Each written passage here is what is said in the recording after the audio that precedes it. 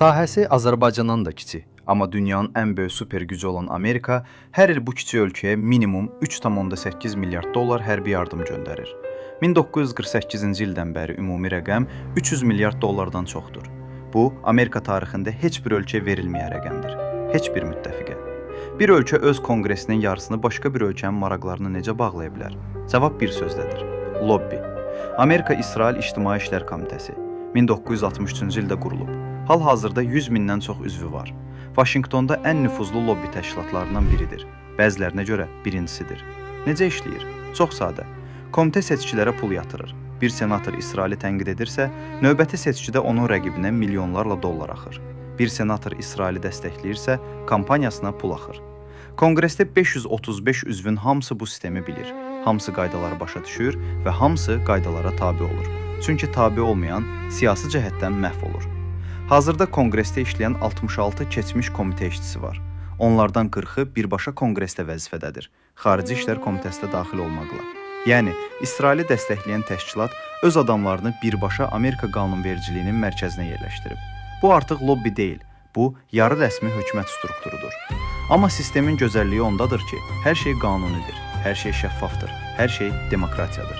Üstəlik, İsrailin gücü təkcə siyasətdə deyil, Hollywood Amerikanın mədəni gücünün mərkəzi, 10 illiklərlə yəhudi sahibkarların və prodüserlərin əlində olub. Bu açıq tarixi həqiqətdir.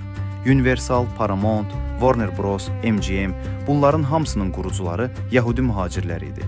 Nəticə, dünyanın hər kimosunda İsrail qurban kimi, ərəblər təhlükə kimi təqdim olunur. Bir nəsil böyüyür, hadisənin sadəcə bir tərəfini görür və bunu həqiqət sanır.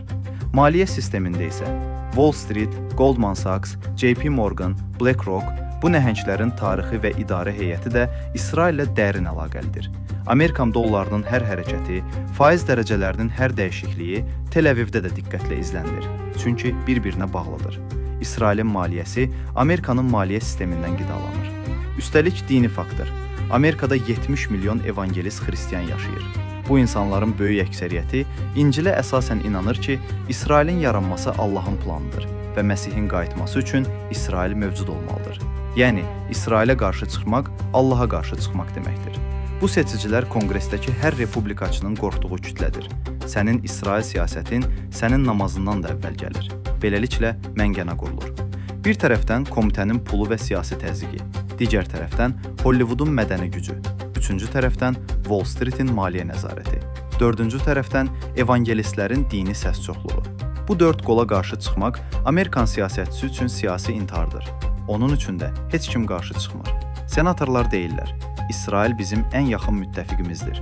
Prezidentlər deyir, İsrailin müdafiə hüququ müqəddəsdir. Heç kim soruşmur, bəs Amerikanın öz vətəndaşlarının haqqı?